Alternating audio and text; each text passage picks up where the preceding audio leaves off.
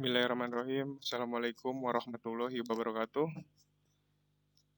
Pada pertemuan kedua mata pelajaran mesin penggerak utama ini, kita akan sedikit membahas mengenai ketel uap utama atau main steam boiler ya. Jadi seperti yang sudah kita pelajari pada pertemuan kemarin adalah bahwa ketel uap terbagi menjadi dua, yaitu ketel uap utama dan ketel uap bantu. Oke, di sini kita fokus kepada ketel uap utama atau disebut main steam boiler. Oke, tujuan pembelajaran yang pertama adalah memiliki kemampuan menjelaskan jenis ketel uap menurut tingkat produksinya. Itu menurut tingkat produksinya adalah maksudnya uap yang dihasilkan dari boiler tersebut. Nanti kalian bisa mampu mengidentifikasi atau menjelaskan jenis ketel uap berdasarkan tingkat produksinya. Lalu berikutnya adalah memiliki kemampuan menjelaskan prinsip kerja ketel uap utama. Oke, jadi di ketel uap utama ini terbagi menjadi beberapa jenis juga ya, menurut konstruksi dari pipa boilernya. Oke, kita lanjut. Oke, ini adalah menurut tingkat produksinya. Ketel uap dibagi menjadi ada 3. Yang pertama adalah ketel uap tekanan rendah. Jadi ketel uap tekanan rendah ini mempunyai tekanan kerja di bawah 10 bar kurang lebih ya, atau 10 kg per cm persegi. Lalu yang kedua adalah ketel uap tekanan menengah. Oke, ketel uap tekanan menengah ini menghasilkan tekanan kerja uap di antara kurang lebih 10 sampai 20 bar atau 10 sampai 20 kg per cm persegi. Lalu yang ketiga adalah ketel uap tekanan tinggi. Oke, tekanan yang dihasilkan pada ketel uap tekanan tinggi adalah di atas 20 bar atau 20 kg per cm persegi. Jadi untuk main boiler ini atau boiler utama biasanya menurut tingkat produksinya adalah ketel uap tekanan tinggi ya. Jadi menggunakan ketel uap yang bertekanan tinggi untuk menggerakkan sudu-sudu pada turbin.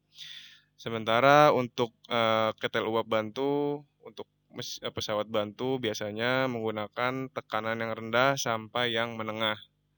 Oke, jadi itu adalah menurut tingkat produksinya. Oke, di sini ada beberapa jenis boiler yang biasanya atau umumnya terdapat di atas kapal, baik itu ketel uap bantu maupun ketel uap utama. Oke, di sini kita lihat ketel uap utama yaitu semua jenis ketel uap pipa api.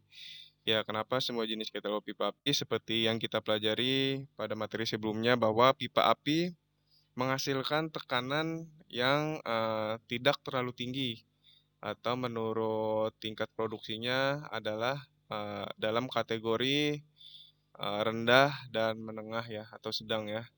Jadi uap tersebut hanya digunakan untuk membantu atau mensupport pesawat-pesawat bantu yang ada di kapal seperti untuk pemanas ruangan atau pemanas bahan bakar atau juga untuk menggerakkan turbin listrik ya bertenaga uap dan lain sebagainya. Oke, jadi ini ada beberapa. 1, semua jenis ketel uap pipa api. 2, Foster Weller tipe D4. 3, BNW tipe M11. Lalu ada Aalborg tipe A74. Lalu Cochran Composite Boiler. Lalu yang keenam, Sunrod Oil Fire type CPD12. Oke, jadi ini bisa kalian browsing atau googling saja contoh-contoh boilernya seperti apa ya. Lalu di sebelah kanan kita ada ketel uap utama atau main steam boiler. Di sini ada BNW seksi, kedua BNW integral, 3 ISD atau internal superheat D type, 4 ISD external superheat D type, kelima BMS Babcock Marine Service seri M, lalu ada MR Marine Radiant. Oke, yang nanti akan kita pelajari atau sedikit kita lihat berdasarkan cara kerjanya, yaitu BNW seksi, BNW integral, ISD, dan ESD ya. Oke, untuk materi pada pertemuan kali ini yang kita akan bahas adalah BNW seksi dan BNW integral. Oke, ini adalah contoh dari ketel uap BNW seksi ya. Oke, di sini kalian bisa lihat. Di sini ada keterangan nomornya. Jadi karena informasinya cukup susah ya didapat ya dari internet, jadi mungkin hanya ini saja nih yang bisa Bapak berikan.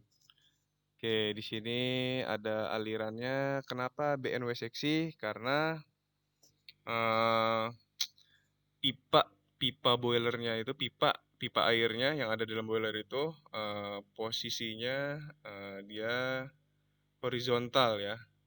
Oke, karakteristik utamanya ketel uap BNW seksi adalah karena pada pipa airnya posisinya horizontal. Oke, kemudian pipanya terdiri dari section, makanya disebut seksi, maksudnya section. Oke, di sini bisa kalian lihat eh, cara kerjanya. Dari nomor 1 ada fan tekan. Oke, dari sini. Oke, kalian bisa lihat juga udara dikeluarkan lalu melalui pipa nomor 3. Lalu 5 ini tempat pembakaran, udara akan keluar lalu ditarik pompa nomor 8 lalu keluar melalui cerobong di nomor 9. Oke. Jadi bisa kalian lihat juga, bisa kalian pelajari. Oke. Itu untuk ketel uap BNW seksi. Ketel uap BNW integral. Oke, jadi ini drum dihubungkan dengan pipa air. Oke, pipa air dipasang miring dan menghubungkan header atas dengan header bawah.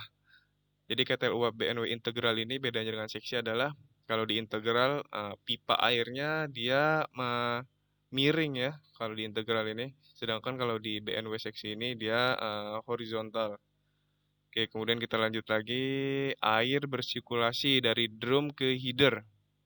Oke, melalui pipa dan kembali ke drum. Jadi air hanya berputar saja terus-menerus bersirkulasi antara drum menuju pipa yang miring ini ya.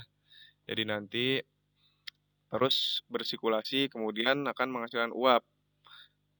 Lalu uap tersebut akan mengalir ke dalam pipa kering dan pipa inlet ke kotak panas lanjut. Ya, kemudian akan menghasilkan uap jenuh ya. Oke, jadi ini secara prinsipnya. Oke, mungkin ada beberapa kata yang masih typo ya. Tapi nanti kalian bisa bertanya pada sesi tanya jawab. Oke, ini kalian coba diperhatikan saja ya, pelajari dulu. Oke, jadi itu adalah ketel uap BNW integral. Oke, mungkin materinya sampai di sini saja. Akan kita lanjut pada pertemuan selanjutnya, main boiler yang selanjutnya ya. Oke, kurang lebih mohon maaf. Wassalamualaikum warahmatullahi wabarakatuh.